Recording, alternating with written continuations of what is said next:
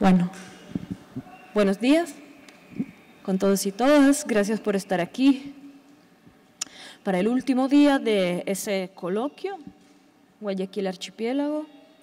Espero que los primeros 2 días les hayan gustado y hoy vamos a tener hasta las 4 varias ponencias y bueno, empezamos ahora con la primera mesa que se llama Pensar a través del archipiélago. Presentan Jorge Flores y Giacomo Gilmozzi. Lamentablemente no tenemos la presencia de Freddy Vallejo porque al final no alcanzó, pero bueno, ahora Jorge, que es docente de la Escuela de Cine de la Universidad de las Artes, nos presenta la recreación del personaje Cusumbo de Don Goyo de Aguilera Malta en el cine, relectura de El pensamiento del archipiélago de Édouard Glissant. Gracias, Jorge.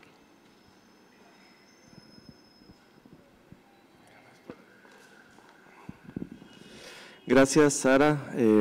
Gracias también a los organizadores de Guayaquil Archipiélago y a todas las personas que han hecho posible este simposio aquí en la Universidad de las Artes. Yo voy a hablar hoy, como ya dijo Sara, de un proyecto cinematográfico, o sea, esta es una presentación que intenta ser teórica, pero orientada hacia la práctica cinematográfica. Y es una búsqueda de cómo hacer una película realista, porque la película es una adaptación de la novela Don Goyo de Demetrio Aguilera Malta, que se inscribe en el grupo de Guayaquil, que es un grupo literario, como los ecuatorianos aquí conocen, realista, que viene del realismo social. Voy a hablar entonces un poco, a explicar de qué va esta novela para después ya pasar a la parte teórica. En la desembocadura del río Guayas hay un grupo de islas e islotes habitado por una comunidad de cholos. Esto pasa en la novela. Estos montubios se dedican a cortar leña de los manglares para venderla en la capital. Desde tiempos inmemorables, esta comunidad está dirigida por un personaje enigmático, Don Goyo, el primer habitante de estas tierras, de quien se dice tiene un pacto con el diablo. Gran parte de la novela está dedicada a describir tanto a los hombres que viven en estas tierras y sus formas de vida como al hábitat en sí. La trama se desarrolla en la isla Cerrito de los Morreños, en el Golfo de Guayaquil, y narra la historia de Don Goyo, un montubio que lucha por mantener las tradiciones familiares y por conservar el entorno. Como vemos, es una representación que intenta al mismo tiempo representar los hombres, pero también sus formas de vida y su hábitat.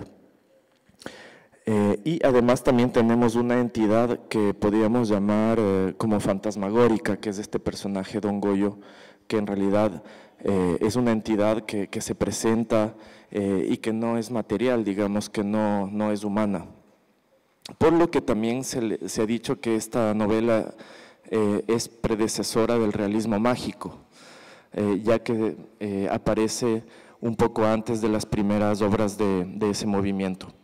Como ven, tiene mucha relación con las ideas de Glissant, con el archipiélago, porque además la novela se desarrolla en una isla del Golfo de Guayaquil que se encuentra aquí muy cerca de donde estamos.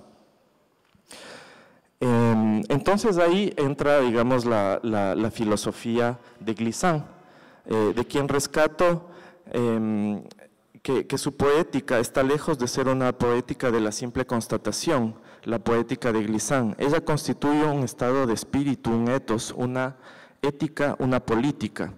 Glissant me sirve para pensar, digamos, cómo sería la relación del archipiélago con la ciudad y de todas las entidades, las personas y objetos, si se quiere, que viven, que digamos que están interconectadas en este lugar. La filosofía de Glissant tiene un espíritu humanista y combativo que reivindica a favor de eso lo que hemos llamado mundialidad, lo que él ha llamado mundialidad como una tercera vía frente a la globalización y a la política que se pronunciaría a favor de un cierre de las fronteras en vista de la preservación de una identidad nacional. Para Glissant, la globalización tiene como consecuencia la uniformización cultural, disolución normalizada, dominación de una cultura hegemónica sobre una de las otras minorías. Sin embargo, en lugar de quedarse en el estado de la simple constatación, sin buscar oponerse a esta lógica destructora, se trata de luchar porque se haga escuchar tout le monde, que en francés quiere decir todo el mundo, ¿no? Que se escucha todo el mundo, que se escucha todas las singularidades. La filosofía de Glissant se reivindica como fundada sobre la doxa, es decir, que el pensamiento de Glissant es una especie de opinión, y no de verdad, sobre la opinión común, sobre el lugar común. Se trata de escuchar y de retranscribir la voz de los anónimos, de dar voz a las singularidades que poseen respectivamente su verdad. Podemos aquí trazar un paralelo con la noción de dissensus de Jacques Rancière. ¿Qué entiende Jacques Rancière por dissensus? Una enunciación no colectiva y homogénea, sino más bien laboriosa y conflictiva. Glissant muestra bien toda la dificultad del ejercicio de la traducción como pasaje de una lengua a otra, que es necesariamente decepcionante, por tener que entender un cierto renunciamiento a los matices, a las inflexiones, a la historia de la lengua abandonada. La obra de Glissant se opone a un pensamiento de la totalidad, del concepto del Estado. Él propone más bien una poética del estar, o como diría Glissant, del mélange, que nosotros podríamos traducir como el champús, o como una cosa que se une de una forma no organizada. El ser aparece así inaprensible, porque el ser sería del orden del movimiento. En el mundo actual, la identidad no puede ser comprendida entonces más que en la relación que es mundial. Los medios de comunicación, entre ellos el cine, permiten una inmediatez de los intercambios a escala de la globalización. En esa perspectiva, la relación de la memoria no puede existir más que como medio de un pensamiento del trazo, de la huella, del rastro. Glissant muestra bien la imposibilidad de conceptualizar la historia en tanto que totalizada, tautológica. Bien al contrario, se trata de escuchar el cri du monde, los testimonios de las singularidades de tout le monde en las sociedades coloniales y en las excolonias. Las identidades ancestrales perdidas pueden efectivamente surgir de manera completamente inesperada como vestigio del pasado. Como vestigios del pasado, es necesario entonces comprender la historia en eso que se le escapa. Y obviamente a la historia se le escapa una historia como Don Goyo, ¿no? o esta literatura que podríamos decir menor, que poco conocida en el mundo, que es esta del grupo de Guayaquil y de Demetrio Aguilera Malta, y específicamente la novela Don Goyo. Entonces me interesa pensar, digamos, la memoria de este libro, justamente como Glissant piensa la memoria, como un trazo, como una huella, como un rastro. Y para eso, digamos, pensé que era necesario pensar el multiculturalismo, que es algo de lo cual se ha hablado mucho, y específicamente del multiculturalismo, el multiculturalismo policéntrico. Podemos pasar ahí, gracias. ¿Qué sería el multiculturalismo policéntrico? Robert Stamp y Ella Schwartz, en la introducción del libro Unthinking Eurocentrism, donde se formula el concepto de multiculturalismo policéntrico, propone que se vuelve insuficiente y errónea la división del mundo entre nosotros y los otros, centro y periferia, occidente y el resto del mundo, the West and the rest. Entonces, digamos que el multiculturalismo policéntrico nos permite pensar la obra de Demetrio Aguilera y este realismo que estamos buscando como un tipo de de objeto sería el film, que logra dar cuenta de este multiculturalismo policéntrico, ¿sí? Como un tipo de objeto que puede desvanecer en cierto sentido estas dicotomías de nosotros y los otros, centro y periferia, occidente y el resto. Entonces podríamos pensar, la siguiente por favor, podríamos pensar el realismo como un realismo policéntrico. ¿Cómo sería un realismo policéntrico? Porque en el cine ya ha habido realismo, ¿no es cierto?, pero nunca antes pensado desde este multiculturalismo policéntrico. Lucian Najib propone abordar el cine mundial a través de una ética del realismo, la yuxtaposición de los términos cine mundial, ética y realismo crea una tensión que exige la redefinición de todos ellos. En lo que respecta al cine mundial, la teórica brasileña ofrece una alternativa productiva a los binarios tradicionales de oposición, como los de cine popular frente al arte, la ficción frente al documental, la narrativa versus lo narrativo, el mainstream versus el cine periférico. Más importante aún que este objetivo es la intención de la autora de romper con los discursos de la diferencia, que reducen, abro comillas, el cine mundial a un otro victimizado y se arriesgan a replicar y perpetuar la misma partición colonial del mundo que afirman desarmar. En cambio, la autora crea una teoría que estimula y legitima la experiencia de las películas del mundo a través de la pasión en lugar de la compasión. Para ello, sugiere la adopción de un enfoque, abro comillas, positivo, democrático e inclusivo, cierro comillas, para los estudios cinematográficos, que define el cine mundial como un fenómeno policéntrico con picos de creación en diferentes lugares y periodos. Una vez que se descartan las nociones de un solo centro y las primacías, todo puede colocarse en el mapa mundial del cine en pie de igualdad, incluso Hollywood, que en lugar de una amenaza se convierte en un cine entre otros. En el núcleo de la propuesta de Lucian Najib se encuentra la creencia de que diferentes cines del mundo pueden generar sus propias teorías originales, no dependiendo de los paradigmas establecidos por el llamado estilo narrativo clásico de Hollywood, que preferimos llamar clasicismo cinematográfico. Najib nos muestra cómo en sociedades multiculturales y multiétnicas las expresiones cinematográficas de diversos orígenes pueden ser como no pueden ser vistas como la otra por la simple razón que somos nosotros mismos.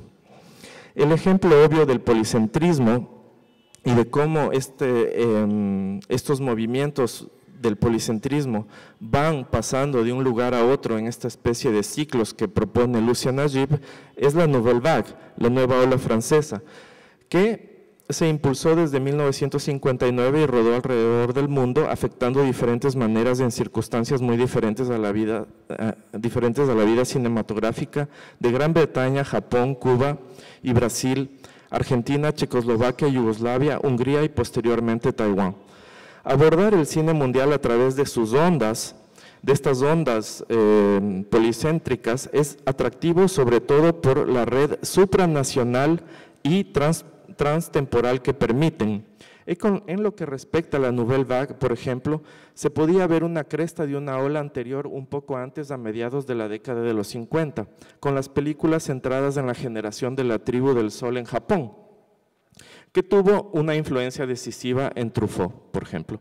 También se podría ver el nuevo cine alemán de los años 60 y 70 en relación a cómo se reelaboraron los elementos del cinema nuevo en Brasil, sin mencionar también la influencia del neorrealismo italiano en el nuevo cine latinoamericano. La teoría del cine mundial y de una ética del realismo descentra el debate sobre el realismo ontológico del cine de André Bazin, en el cual está la idea del realismo narrativo o la impresión de realidad, blanco favorito de la crítica desde fines de la década de los 60, por su supuesta asociación con el cierre narrativo, la ideología burguesa y el llamado cine clásico de Hollywood. Por el contrario, el realismo en el que se enfoca Najib se relaciona con los modos de producción y de dirección, y así el desafío de las oposiciones binarias nos enfrenta a construir un modelo más sofisticado que aquel que comprende el cine como un sistema de representación. Entonces, como vemos, Najib cuestiona, digamos, que el cine es solo un sistema de representación y además tiene esta idea de los policentros, ¿no? Que hay varios centros, podríamos decir en el sur global, por ejemplo, que se interconectan y que van creando ondas como movimientos cinematográficos, por ejemplo. ¿Cuál es el problema que veo yo ahí? Que, por ejemplo, las películas que salen de una idea nacional no pueden ser vistas como supranacionales, ¿no? Lo supranacional es como una instancia institucional sobre lo nacional. La Comunidad Europea, por ejemplo, es supranacional. Entonces, ahí, para mí, yo identifico un problema, ¿no? en la teoría de Najib, porque todavía hay que seguir pensando lo nacional y también hay que todavía seguir pensando el centro, occidente, por ejemplo, en relación a las periferias, aunque Najib ya pone en la periferia, digamos, un espacio policéntrico, que ya es un gran avance. Además de esto, entonces, Lucian Najib propone entonces la posibilidad de un realismo presentacional, a diferencia de un realismo representacional, ¿sí? O sea, un realismo que está fuera de los sistemas de representación, ¿no? Algo que a la teoría posmoderna le complicaría mucho, ¿no? Pensar el cine desde este punto de vista. Entonces, vamos a ver cómo sería este realismo presentacional. ¿Son todas las obras de arte necesariamente o exclusivamente representativas? El filósofo Jacques Rancière, en su libro sobre cine, lo negó, estableciendo en cambio una distinción entre lo que él llama el régimen representativo y el régimen estético en el arte. Abro comillas. El régimen representativo entiende la actividad artística en el modelo de una forma activa que se impone sobre la materia inerte y la somete a sus fines representativos. En el régimen estético del arte, el régimen estético del arte rechaza la idea de que la forma se impone voluntariamente sobre la materia y, en cambio, identifica el poder del trabajo con la identidad de los contrarios, la identidad de activo y pasivo, de pensamiento y no pensamiento, de intencional e involuntario. Cierro comillas. De hecho, el debate entre los modos de presentación y representación en el cine se remonta mucho y es inextricable de la cuestión del realismo. Noel Birch, en su evaluación pionera del cine antiguo, se opuso de manera famosa a lo que denominó representacionalismo burgués y a un presentacionalismo popular, y extrajo de esta división dos fases muy distintas del cine, antes y después del surgimiento de un modo institucional de representación que ubicó alrededor de 1906. Como vemos, digamos, el modo de representación institucional, o sea, el cine como sistema de representación, para Birch empieza en 1906, o sea, muy temprano en la historia del cine. ¿Cuál sería entonces la diferencia real entre los cines representativos y presentacionales para Birch? Básicamente el hecho de que el cine representativo se dirige a producir una impresión de realidad, mientras que el cine presentacional reconoce su propio artificio. El punto fundamental de Birch, al menos en esa etapa, era contrarrestar el carácter manipulador del cine de Hollywood, cuyo objetivo era producir ilusionismo, algo que tanto el cine japonés como el antiguo podían prescindir. Fue el primero en conectar las estrategias del cine temprano con las técnicas de vanguardia y experimentales, y al hacerlo cortó los lazos con los enfoques evolucionistas entre la mejora artística y el progreso tecnológico. A pesar de ser original y con visión de futuro, el enfoque de Birch no fue menos binario, en la medida en que reforzó la división entre Hollywood y sus emuladores por un lado y sus contraventores por otro. Como resultado, su preciado cine anteburgués terminó como una definición negativa, basada en lo que no era. En efecto, el libro de Birch sobre cine japonés se construye sobre la base de cómo sistemáticamente tiene en cuenta las reglas del cine clásico, de cómo no tiene en cuenta, perdón, las reglas del cine clásico de Hollywood sobre la construcción de la trama, la colocación de la cámara y el montaje. En lo que se refiere a la producción más reciente, los modos de dirección de presentación, ahí tenemos el libro de Birch, la siguiente, gracias. En lo que se refiere a la producción más reciente, los modos de dirección de presentación se han relacionado con el contingente histórico, como en el enfoque de Willemen, que formula el problema en términos de representación es una cosa que representa a otra, versus presentación, algo que se manifiesta incluso aunque solo sea en forma disfrazada, distorsionada o traducida. Es entonces necesario preguntarnos cómo hacer las dinámicas que animan el cambio histórico presentes en las representaciones. Rancière responde a esta pregunta definiendo el cine como inherentemente presentacional. Como una reproducción mecánica de lo real, dice, el cine, abro comillas, revoca el antiguo orden mimético porque resuelve la cuestión de la mímesis desde su raíz, cierro comillas. Abro nuevamente comillas, en el origen del cine, dice Rancière, hay un artista escrupulosamente honesto, que no hace trampa, que no puede hacer trampa, porque todo lo que hace es filmar, grabar. El automatismo cinematográfico resuelve la disputa entre el arte y la técnica, al cambiar el estado mismo de lo real. No reproduce las cosas como se ofrece a la mirada, los registra como el ojo humano no puede verlos, tal como surgen en un estado de ondas y vibración, antes de que puedan calificarse de objetos, personas o eventos inteligibles debido a sus propiedades descriptivas y narrativas. Como vemos, Lucian Najib propone este cine presentacional como un cine que logra dar cuenta de todos los elementos que están jugando, por ejemplo, en una filmación o en la producción de una película. Las relaciones, por ejemplo, que pueden existir entre la cámara y quien está siendo filmado, entre quien filma y quien está siendo filmado, o entre quien filma y el aparato cinematográfico. Digamos que el cine presentacional puede dar cuenta de todo esto.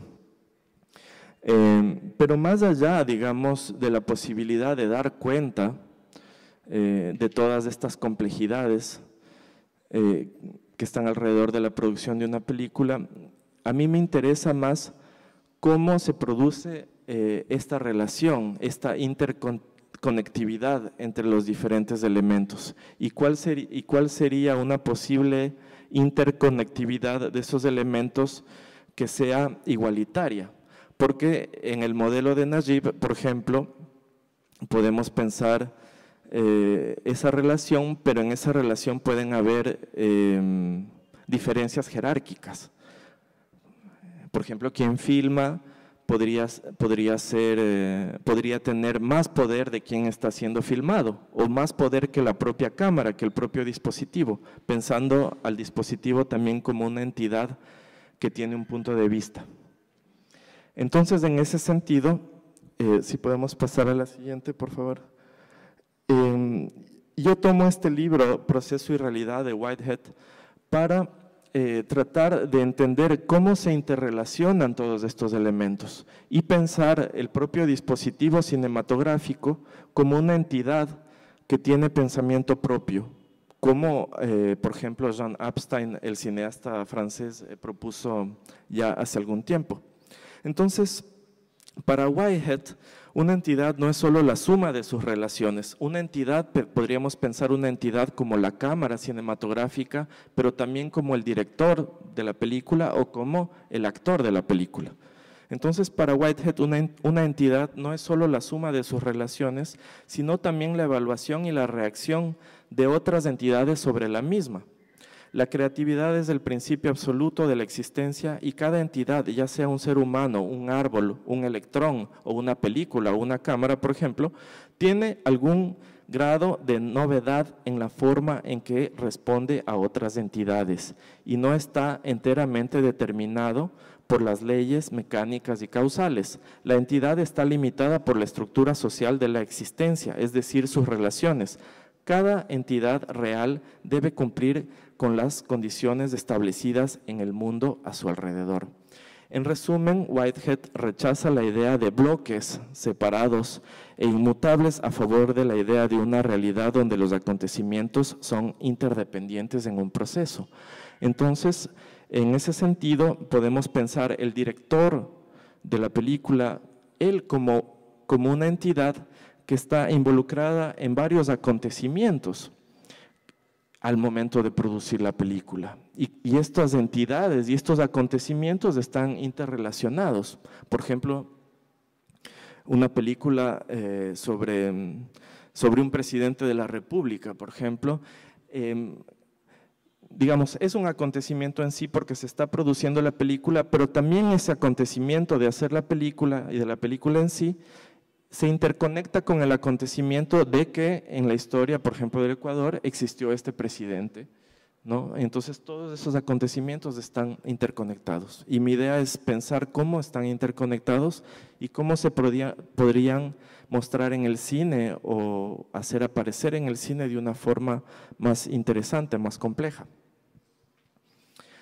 Entonces, como dije, Whitehead rechaza la idea de bloques separados e inmutables a favor de la idea de una realidad donde los acontecimientos son interdependientes en un proceso, en lugar de estar estático o ser. Propone procesos dinámicos, enfatizando así que todas las cosas físicas cambian y evolucionan y que las esencias inmutables como la materia son meramente abstracciones de acontecimientos independientes que son las cosas reales. En ese sentido, Xavier Berlet precisa que no solo se trata de un flujo de eventos simplemente, ya que el mundo también implica la permanencia que encontramos en los objetos, ya sean sensibles o eternos, incluye la multiplicidad de entidades que se actualizan buscando su propia satisfacción.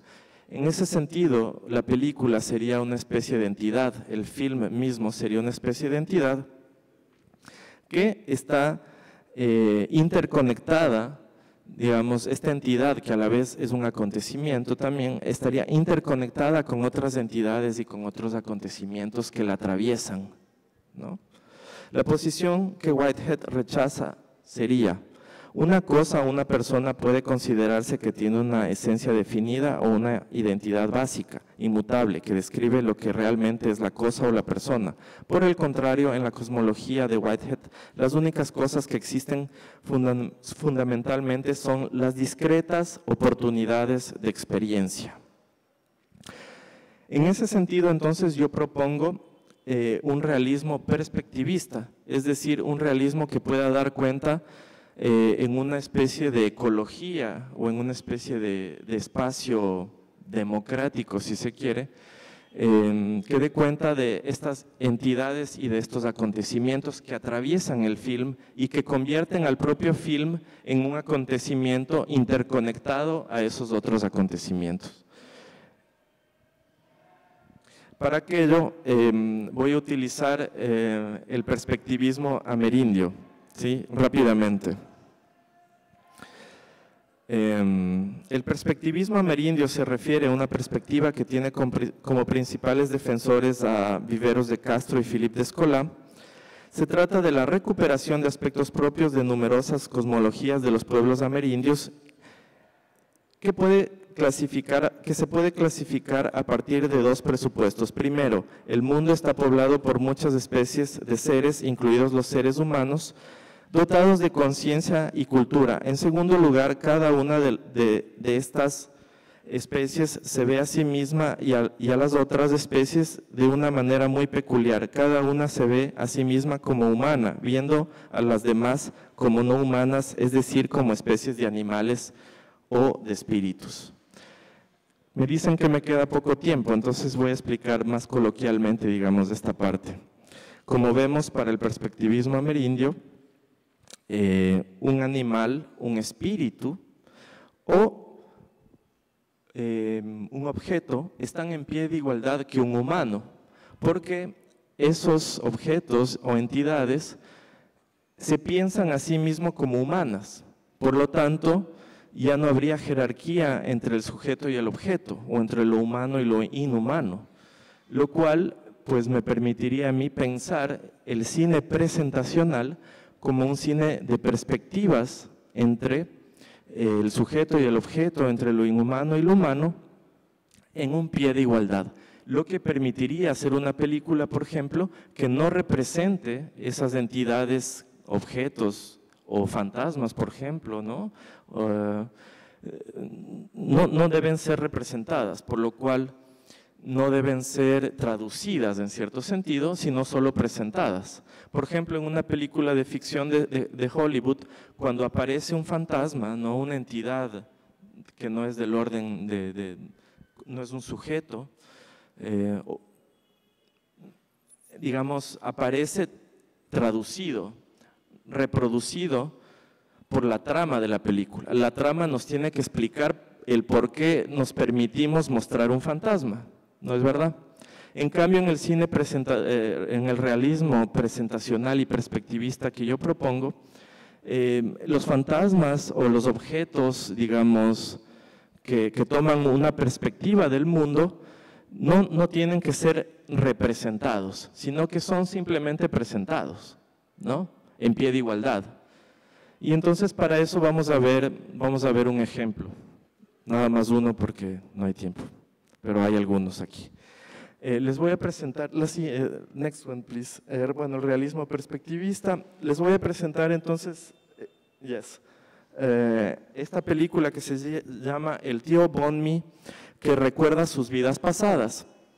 La historia de la película tiene lugar en Tailandia contemporánea. El tío Bonmi, un apicultor de unos 60 años, sufre de insuficiencia renal y se prepara para morir. Decide pasar los pocos días restantes en una granja ubicada en las montañas, rodeada con su cuñada y un laosiano para brindar atención. Una noche, los fantasmas de su esposa e hija muertos aparecen en la mesa de la cena. El anciano se va luego a la selva tropical con su familia para llegar a la cueva misteriosa que fue la cuna de su primera existencia. Durante el viaje, sus vidas anteriores toman forma y lo recuerdan a él. O sea, sus vidas pasadas lo recuerdan a él, no él recuerda sus vidas pasadas. Entonces lo que vamos a ver es la escena cuando aparecen estas entidades fantasmagóricas, como yo digo, de una forma presentacional, como diría Najib, pero al mismo tiempo perspectivista, o sea, en pie de igualdad que las otras entidades que se presentan en la película, por lo cual digamos que la película en sí misma se convierte en un acontecimiento que logra mostrar esta cosmología tailandesa sin representarla, ¿no? Sino como una irrupción, como un trazo, como una huella, como nos decía que debíamos trabajar la memoria Edouard Glissant. Vamos entonces a the first extract, yes. One, yes.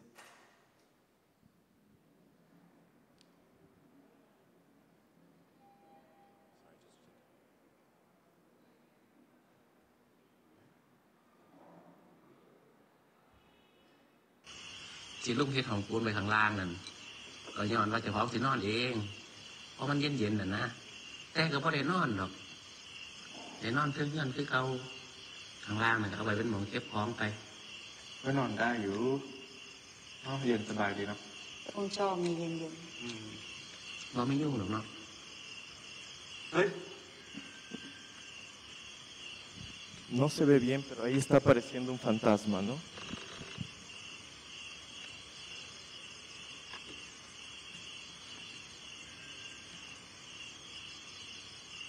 Ôi, men chào bố. Men, cái này ền.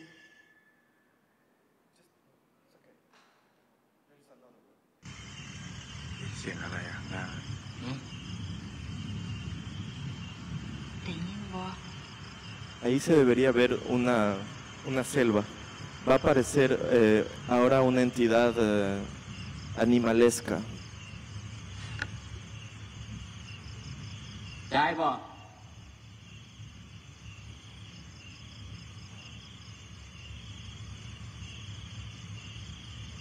Aquí en la oscuridad se ven dos ojos rojos, nada más. Esta es la traducción de la película.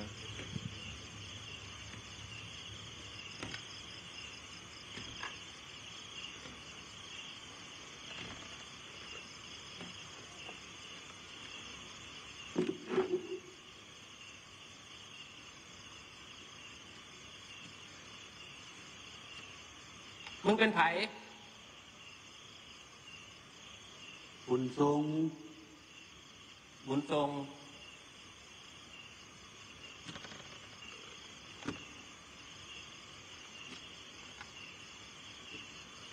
บุญส่งลูกแม่แมันบ่ แม่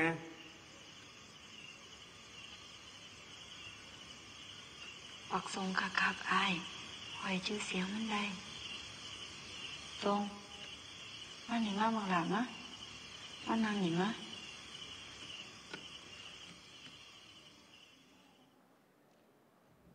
Bueno, como vemos aquí, simplemente se han presentado estas entidades sin ser representadas. Es como digamos esta investigación que yo estoy haciendo para tratar de representar a Don Goyo, que es una especie de entidad muy parecida a estas. Bueno, gracias, ya no puedo hablar más.